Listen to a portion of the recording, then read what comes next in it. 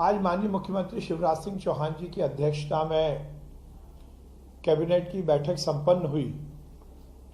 उस बैठक में विभिन्न योजनाओं को और अनेक जन कल्याणकारी निर्णय लिए गए। आज माननीय मुख्यमंत्री जी ने कैबिनेट की ओर से इस देश के यशस्वी प्रधानमंत्री नरेंद्र मोदी जी की जो नेतृत्व में G20 सम्मेलन दिल्ली में हो रहा है और उसमें विभिन्न देशों के जो राष्ट्राध्यक्ष भारत पधार रहे हैं, उन सबका स्वागत किया। कैबिनेट ने इस बात को लेकर माननीय प्रधानमंत्री जी का साधुवाद किया कि उनके नेतृत्व में ये देश विश्व के मानचित्र पर अपना एक अलग स्थान बनाने में सफल रहा है। G20 देशों की अध्यक्षता करना निश्चित रूप से हमारे भारत के प्रधानमंत्री नरेंद्र मोदी जी के व्यक्तित्व और कृतित्व की जो अनूठी पहचान है, उसको प्रतिपादित करता है। आज मध्य प्रदेश की कैबिनेट ने भारत में आए सभी विभिन्न देशों के राष्ट्राध्यक्षों का स्वागत किया है और माननीय प्रधानमंत्री जी को इस बात की बधाई दी है कि उनके नेतृत्व में ये G20 सम्मेलन सफलतापूर्वक निष्पादित हो रहा है। विगत दिनों मध्य प्रदेश में बारिश को लेकर बड़ा संशय था। अल्प वर्षा के कारण फसल को बड़ा नुकसान होने की आशंका थी। अल्प वर्षा के कारण बिजली की डिमांड में भी बहुत तेजी से इजाफा हुआ था। हमारा जनरेशन और जनरेशन के अलावा यदि हम अलग अलग क्षेत्रों से बिजली की आपूर्ति के लिए उसकी खरीदी करते हैं, उसके बाद भी बिजली का संकट का निदान शायद हम नहीं कर पाते। कहा जाता है यदि कोई दिक्कत है तो हम सबको भगवान के चरणों में जाना है और माननीय मुख्यमंत्री शिवराज सिंह चौहान जी विगत दिनों हम सबके पालनहार महाकाल बाबा के मंदिर में जाकर उनके चरणों में उन्होंने मध्य प्रदेश में किसानों के हित में बारिश हो, महाकाल बाबा का आशीर्वाद मिले, इसकी प्रार्थना की थी, पूजा की थी, अर्चना की थी।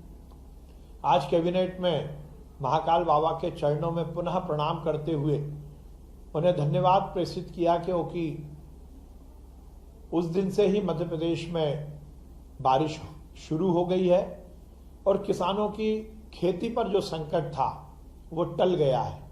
किसानों के चेहरे पर महाकाल बाबा की कृपा से खुशी आई है, हंसी आई है। आज कैबिनेट की बैठक में महाकाल बाबा को प्रणाम किया और उनकी इसी अनुकंपा और आशीर्वाद के आकांक्षा की अभिलाषा भी रखी है। सांची देश की पहली सोलर सिटी बनी है। माननीय मुख्यमंत्री जी ने विगत दिनों उसका उद्घाटन किया। नवकरणीय ऊर्जा और ऊर्जा के अलग अलग स्रोत के लिए देश के यशस्वी प्रधानमंत्री जी की जो सोच है, उसमें माननीय मुख्यमंत्री जी के नेतृत्व में सांची ने एक बड़ा कदम उठाया है।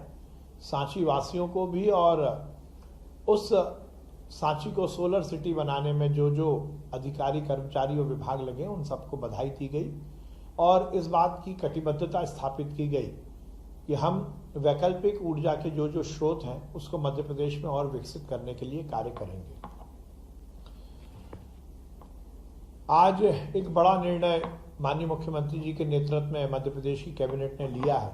अनुसूचित जाति, जनजाति और पिछड़े वर्गों तथा निःशक्त जनों के बैकलॉग और कैरी फॉरवर्ड पदों की पूर्ति के लिए जो विशेष अभियान था, उसकी दिनांक अभी तक 1 जुलाई 2023 थी।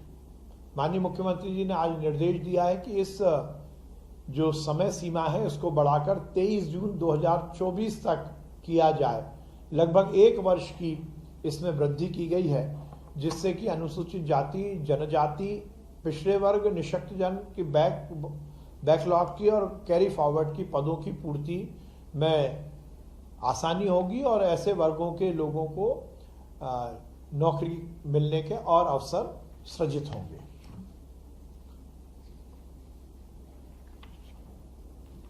आज अतिथि शिक्षकों के लिए बड़ा निर्णय कैबिनेट की बैठक में लिया गया। जैसा माननीय मुख्यमंत्री शिवराज सिंह चौहान जी ने इस बात की इच्छा व्यक्त की थी और अतिथि शिक्षकों के जीवन में और सुधार के लिए सरकार की कटिबद्धता को स्थापित किया था, उस परिप्रेक्ष्य में आज कैबिनेट की बैठक में निर्णय लिया गया कि अतिथि शिक्षक वर्ग 1, वर्ग 2 और वर्ग 3 का जो वर्तमान मानदेय है उसमें इजाफा करते हुए उसको दुगना किया गया है। अतिथि शिक्षक वर्ग 1 का जो मानदेय था वो 9,000 रुपये है, उसको बढ़ाकर मध्य प्रदेश की भारतीय जनता पार्टी की सरकार ने अब 18,000 रुपये कर दिया है। वर्ग 2 का जो 7,000 रुपये मानदेय था उसको बढ़ाकर शिवराज सिंह चौहान जी के निर्देश पर 14,000 रुपये कर दिया गया है और वर्ग 3 का जो मानदेय था वो 5,000 रुपये था, उसको बढ़ाकर 10,000 रुपये कर दिया गया है। ये अतिथि शिक्षकों के लिए एक बड़ी राहत भारतीय जनता पार्टी की सरकार मध्य प्रदेश में की है शिवराज सिंह चौहान जी के द्वारा। निश्चित रूप से इससे अतिथि शिक्षकों को बहुत लाभ मिलेगा। मॉब लिंचिंग को लेकर सुप्रीम कोर्ट ने जो गाइडलाइन विभिन्न प्रदेशों को दी है, उस गाइडलाइन के अनुसार मध्य प्रदेश मॉब लिंचिंग पीड़ित प्रतिकर योजना 2023 को लागू करने की सहमति आज की कैबिनेट में दी गई है।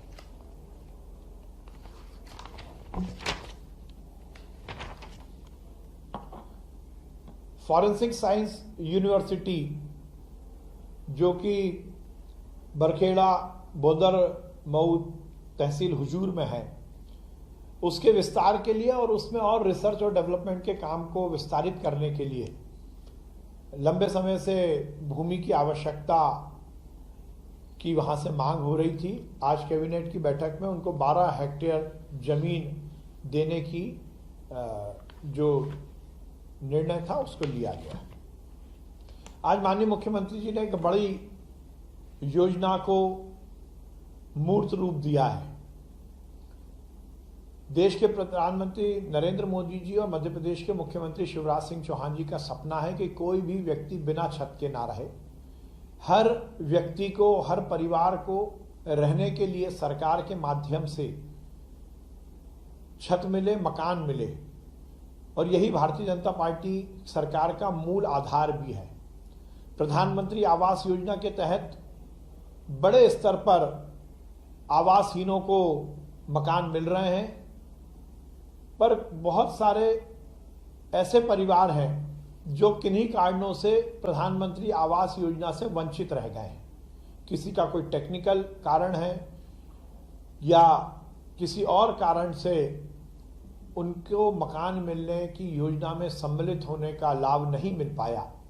आज शिवराज सिंह चौहान जी ने मध्य प्रदेश में नई योजना की शुरुआत की घोषणा की है। वो योजना के माध्यम से वो व्यक्ति जिनको कि अभी तक किसी सरकारी योजना के तहत आवास नहीं मिला है, ऐसे आवासहीन परिवारों को आवास देने की योजना की शुरुआत हो रही है। मुख्यमंत्री लाडली बहना आवास योजना, इसमें सभी लाडली बहनाओं को तो आवास मिलेगा ही, और उसके अलावा जो भी आवासहीन परिवार हैं उनको मुख्यमंत्री लाडली बहना आवास योजना के तहत मकान मिलेगा। जो प्रधानमंत्री आवास योजना से छूट गए हैं, जो आवास प्लस योजना जो लिस्ट है उससे छूट गए, उन सबको ये लाभ मिलेगा। इसका कार्य जल्द से जल्द शुरू होने वाला है। इसकी पूरी कार्य योजना, इसकी पूरी जो गाइडलाइन है वो बनकर तैयार हो रही है, और निश्चित रूप से ये आवासहीन जो हमारे परिवार हैं उनके लिए बहुत बड़ा योजना का लाभ शिवराज सिंह चौहान जी की सरकार ने आज दिया है।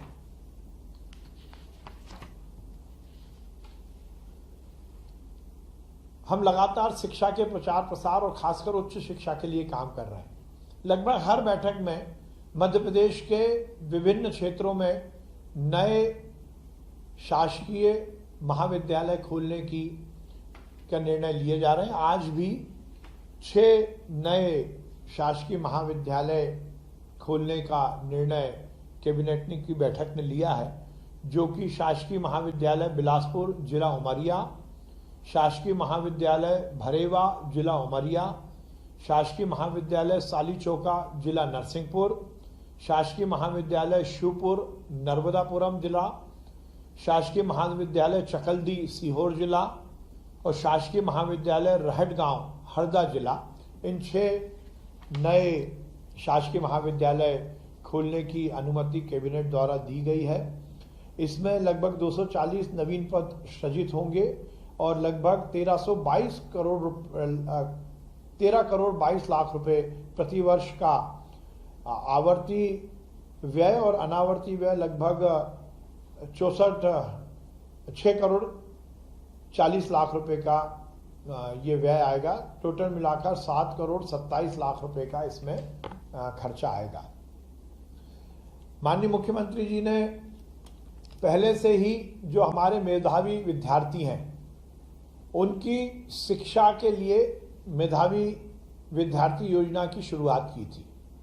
इसमें हर वर्ग के वो मेधावी बच्चे जो पढ़ने में बहुत अच्छे हैं पर आर्थिक स्थिति के कारण वो उच्च शिक्षा या टेक्निकल एजुकेशन या मेडिकल एजुकेशन से वंचित रह जाते थे, उनके लिए ये योजना है और इसमें पूरा खर्चा मध्य प्रदेश की भारतीय जनता पार्टी की सरकार के द्वारा वहन किया जाता है। उस योजना के तहत जेईई में जो विद्यार्थी इस योजना के अंतर्गत आते थे उनकी जो कट ऑफ था उसकी रैंक में 1.5 लाख रैंक तक के ही विद्यार्थियों को इसका लाभ मिलता था, पर आज निर्णय लिया गया है कि इसकी जो सीमा है इसको समाप्त किया जाएगा। जो भी पात्र विद्यार्थी हैं जो कि मेधावी योजना के जो क्राइटेरिया को पूरा करते हैं वो किसी भी रैंक के होंगे, 1.5 लाख के नीचे रैंक के भी होंगे तो इनको इसका लाभ मिलेगा और इससे निश्चित रूप से बहुत बड़ा लाभ उन विद्यार्थियों को मिलेगा जो जेईई के माध्यम से अपनी उच्च शिक्षा अर्जित करना चाहते हैं। ये एक दूरगामी परिणाम मध्य प्रदेश के युवाओं को सरकार की ओर से दिया गया है।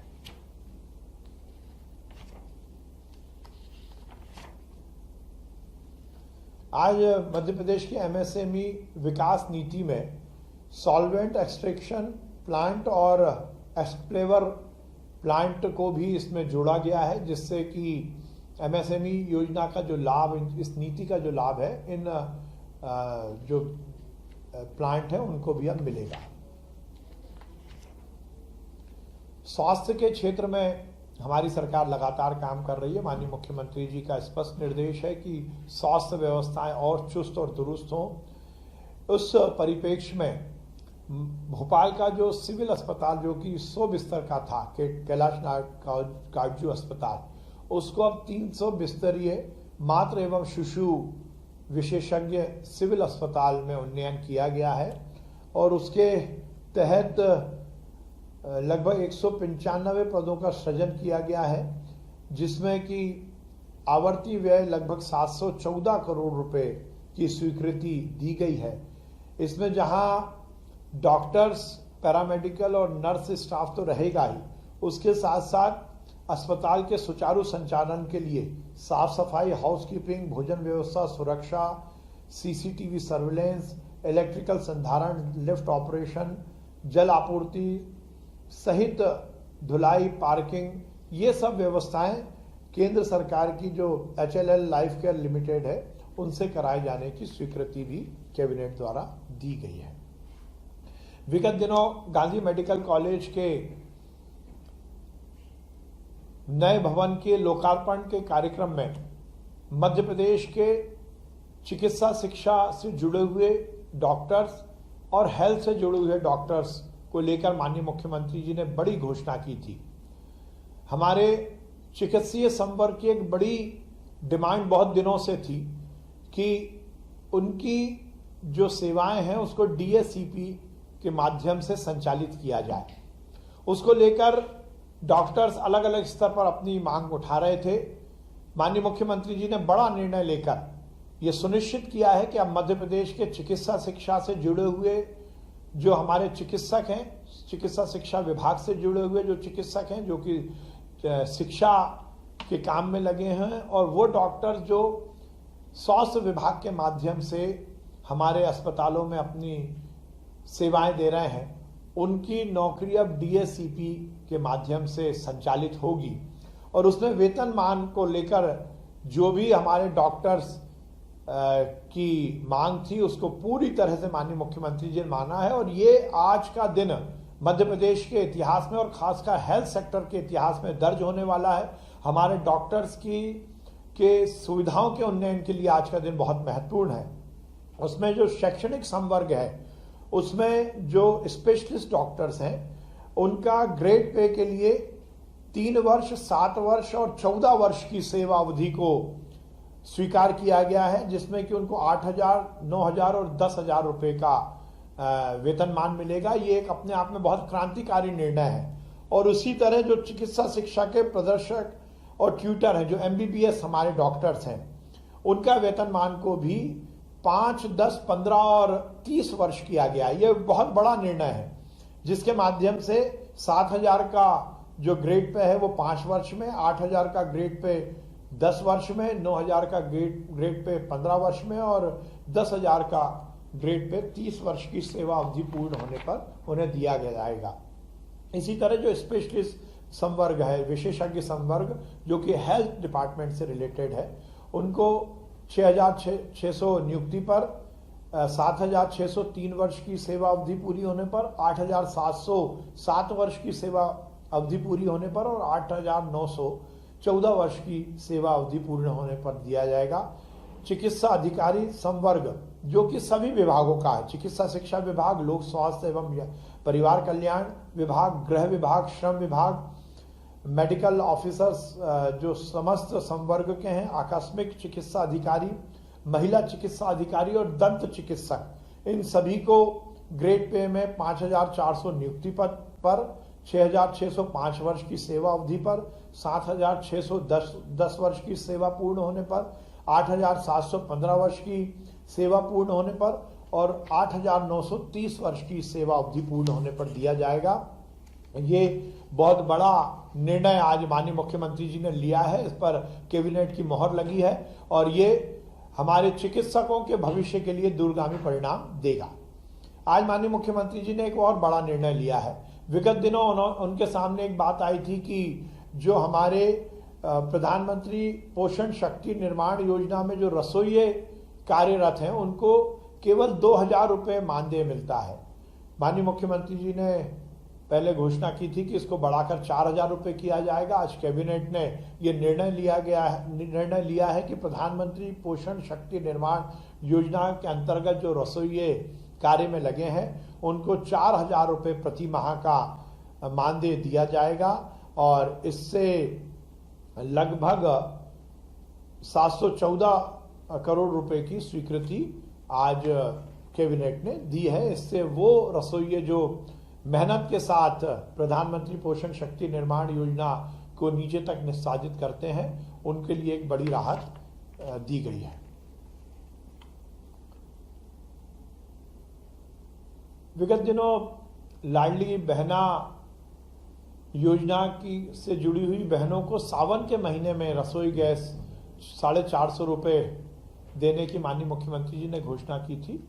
वो जो सावन के महीने में जो बहनों को 450 रुपये में गैस कनेक्शन देना और उसकी जो बची हुई राशि है उसको सब्सिडी के रूप में सरकार द्वारा वहन करने की आज यहाँ उसके निर्णय को कैबिनेट ने पारित किया है। केन बेतवा लिंक परियोजना के अंतर्गत बांध के डूब प्रभावित जो हमारे गांव हैं और जो रहवासी हैं उनके लिए आज बड़ा निर्णय लिया गया है। उसके 22 ग्राम जो है वो प्रभावित हुए हैं, उसमें लगभग 6,700 परिवारों को विशेष पैकेज आज ही कैबिनेट ने दिया है। आज यही निर्णय कैबिनेट द्वारा लिए गए हैं। मुख्यमंत्री लाडली बहना आवास योजना के तहत अब लाखों वो परिवार जो कि आवासहीन हैं उनको आवास मिलेगा और उसके साथ ही अन्य योजना के तहत भी जो कैबिनेट में निर्णय लिए गए हैं उस तहत मध्य प्रदेश की आम जनता को लाभ मिलेगा। धन्यवाद।